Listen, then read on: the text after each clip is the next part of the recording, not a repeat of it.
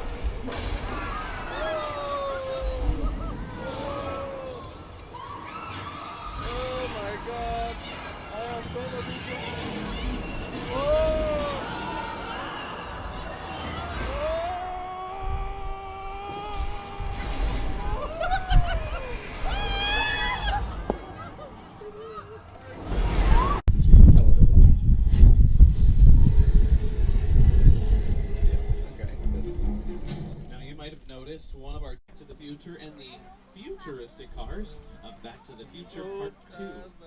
We have the future, but we also have the past. Right next door are our prehistoric cars from the Flintstones. Most of the time, these vehicles were just pulled on the ground by a big cable to make them look like they were moving. Of course, you can't talk about cars without mentioning the Fast and the Furious, one of the biggest franchises around the world. Another big series is the Jurassic series. You'll see we have that gyrosphere right there from Jurassic World and Jurassic World Fallen Kingdom. Now, the gyrosphere looks like it's missing a big part, that glass sphere that goes on the outside. But it's not actually missing.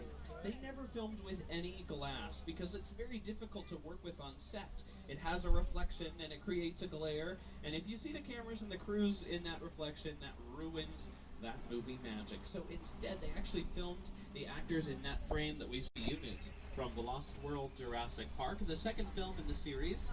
You might remember the scene where Julianne Moore and Vince Vaughn, they rescue a baby Tyrannosaurus Rex. They take it inside to and whoa, hold on. Okay, watch out, everybody. Watch out. Whew. A warning to the second, third, and fourth car. There's something out there. You know what that is, right? That is your first star sighting at Universal Studios. Yay! The stars of Jurassic Park are Dilophosaurs, aren't they? Being risen on a cable, and then they play it in reverse. And then there's another big special effect at play here in this scene: the rain. That's right. We have to create all that weather on set, regardless of if it's a movie, TV show, music video, commercial. It doesn't matter. We are not going to film in the rain for real. We are going to create those effects. So right now we're driving into an area called Old Mexico. And we're going to create a little demonstration on the weather effect today. You see that? First, we'll start with some thunder and lightning. These just help us to set the scene, right? Movies are all about tone, so we want to make sure we get that right. But these effects are very simple. The lightning is just a big strobe light up above. The sound effects are hidden in speakers around our sets, and then we'll add in that precipitation.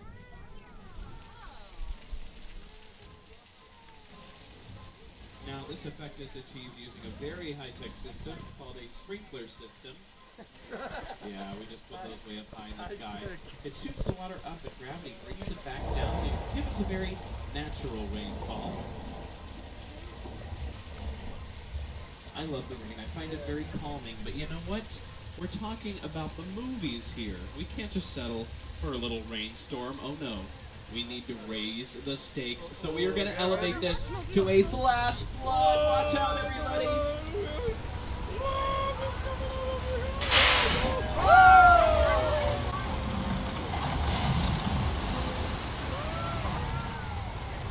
Now, some people might remember our flash flood effect from the film Big Fat Liars, starring Frankie Muniz and Amanda Bynes.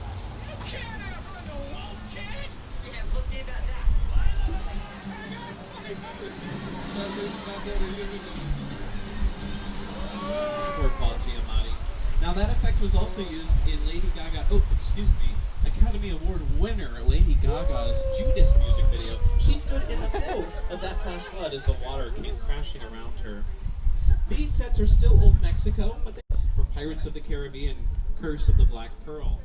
They're also seen as two different places in Criminal Minds Beyond Borders: Pamplona, Spain, and Tijuana, Mexico. They just dressed those sets up to look like two completely different places.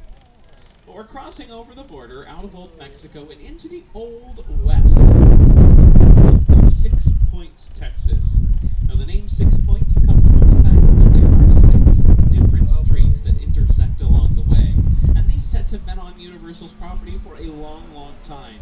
In fact, in the 1910s and early 20s, they would film movies at the exact same time along the different streets. Of course, back then, they were making silent movies, so they didn't have to worry about any sound interference from productions right next door. That's why you see that image of an old Hollywood director with a big megaphone, because he's yelling to tell the actors what they need to do over this. An actor going from the street up above down here into the subway platform. We do want to remind you, sometimes it gets bumpy when we drive into the sound stages, so just remember to remain seated and to hold on to your personal belongings while we're inside. They're getting ready for a big upcoming disaster film on the inside. You can see some elements of production just there on your left. We have the craft services table, also light rigs and cameras and chairs. Oh my. We got a workshop. It's okay, little bit slow. That can happen. We'll be fine. I think. Oh no. Oh no, this is not everybody. This feels like the big one. Hold on tight and watch out back there.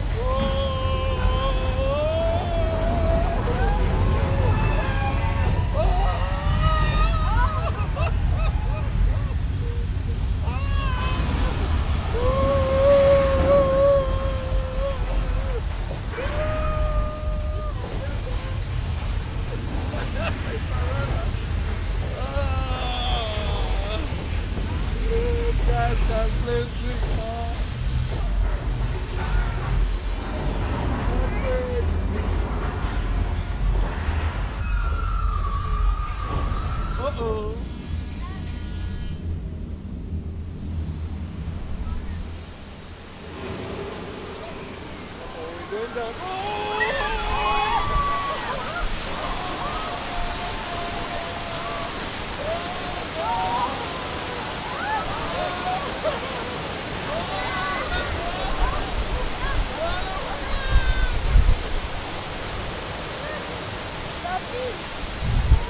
Split up this one, going back. Okay, nice job, everybody. You did it.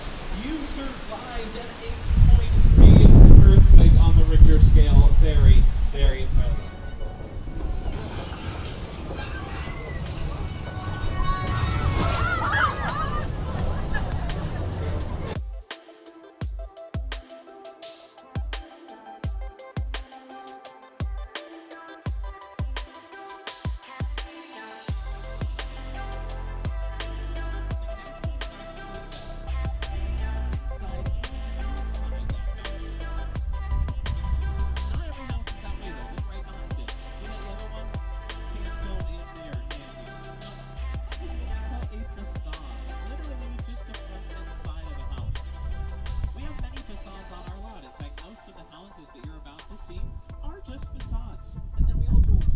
Out here on our Colonial Street. Now we call this Colonial Street because of the colonial style houses along the way. This is an extremely popular filming location. So many stories have been brought to life here. Also commercials as well. Just here on your right, that brown house is the East Hardware House for many, many years. Home improvement, some insurance, commercials, they love to film it here because they don't have to shut down a real neighborhood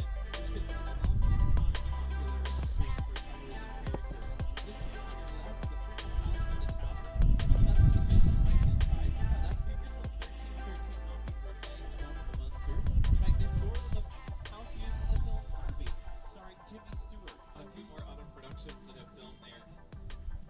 Buffy the Vampire Slayer, its Emmy award-winning episode called Hush has a very scary gentleman floating down the street, and many of them were filmed on our Colonial Street as well. It always seems like the scary and the creepy make their way back to Universal because that's just in our DNA. In fact, the wooded areas on either side of the tram were recently used for Netflix's Bird Box, starring Sandra Bullock. Even though it looked like she was out in the middle of the woods, she was really just about a few yards, just on the other side of that green fence. That's another practical set, which if you remember, that means we can film inside and outside that house. It was originally created for the film The Great Outdoors, because they were building the entire world of Whoville from scratch. They used 11 different sound stages. One of them was just turned into a big makeup studio for all the different actors. Here are some of the most iconic images in cinema history. The sign, the motel, and then up there at the top of the hill is that famous Psycho house. Now, from one of the most classic sets in Hollywood to one of the most spectacular. Welcome to the crash site set from Steven Spielberg's War of the Worlds. This is one of the largest sets ever built for a Hollywood film. Just there on your left is a real retired Boeing 747. It was sitting in a shipyard in the Mojave Desert and driven here on the back of truck beds.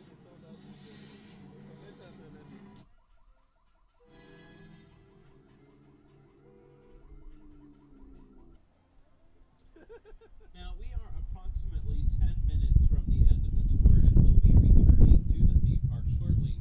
Remember to pull the emergency cord if you need assistance and remain seated at home. I want to look.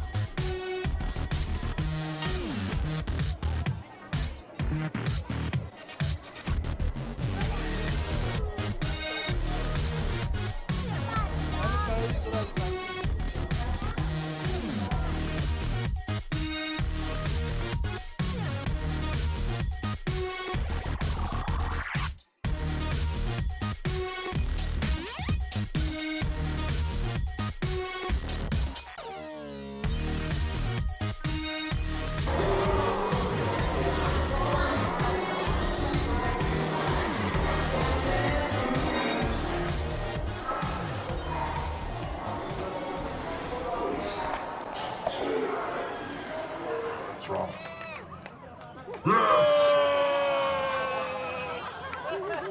Yes! Those will surely bring destruction upon this planet. Finally, a worthy human.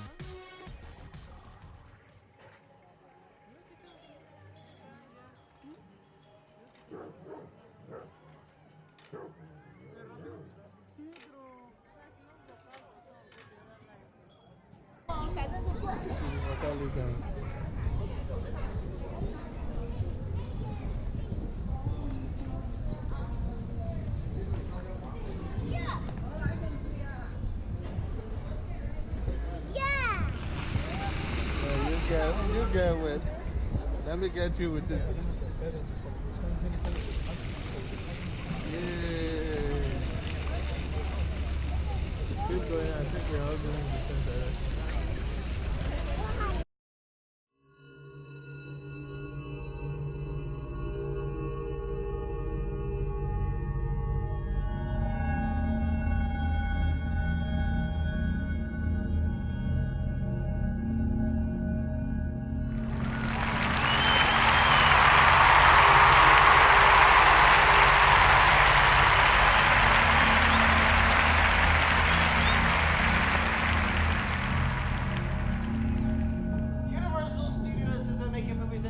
Location for over 100 years. And in that time, we've turned out some of the most memorable film moments in the history of Hollywood!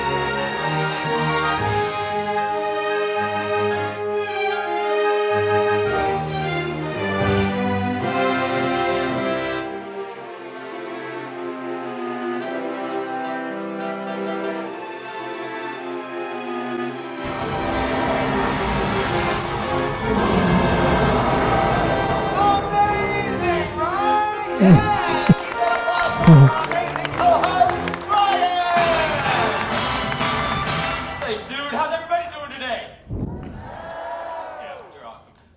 A stumble form usually stands in for an actor. Absolutely. Actors don't like getting kicked in the face. Kicked in the face? Like this. Oh. Is he okay? He's okay.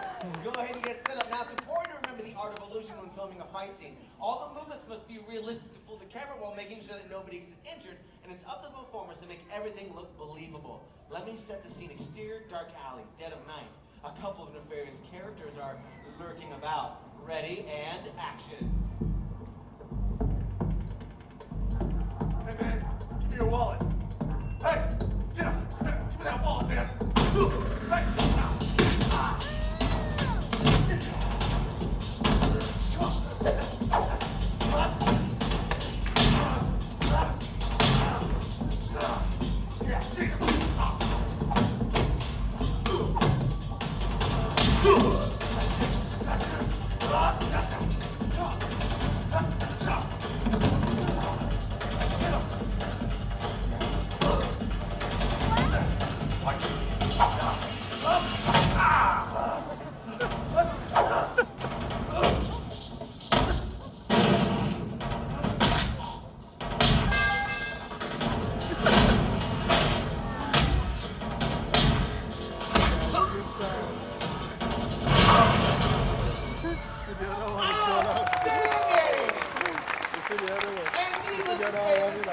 Ryan, what do we call that? Good question, man. We call that Foley.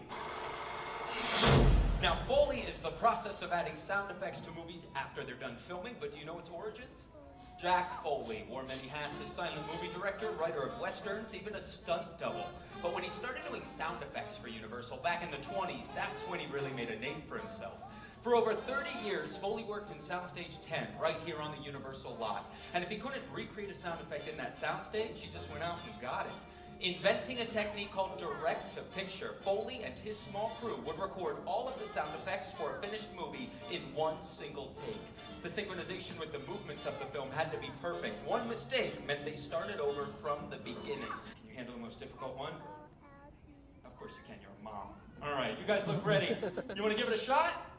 I love it. You're ready. I know my booth is ready, so let's do it. Let's roll sound. Sound speeding. And action.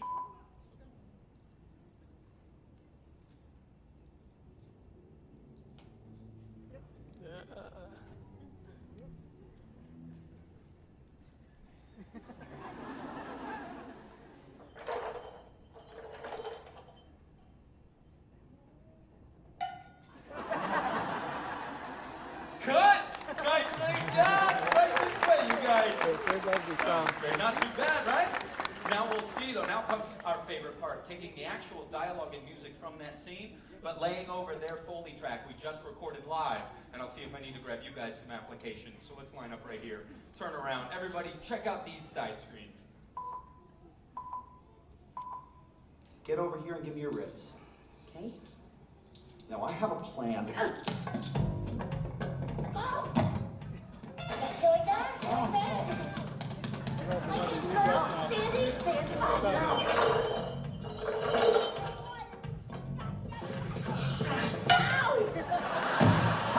Brennan, it was beautiful! Take a bow! Nicely done, right this way. It does have to look much more realistic. Thank you for lending us a hand. Literally! Now remember, kids, do not try this at home, okay? That's right. Try it at a friend's house.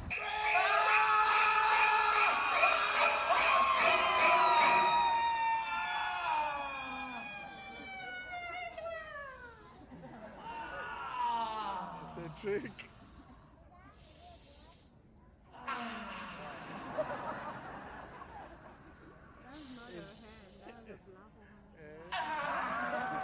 She's okay! Of course, okay. This is a classic cinematic technique. This is a Hollywood flow. I'm going to show you how it works. This blade right here, completely false. It slides in and out of the handle just like that. There's a notch cut out of the blade, fits over our arm.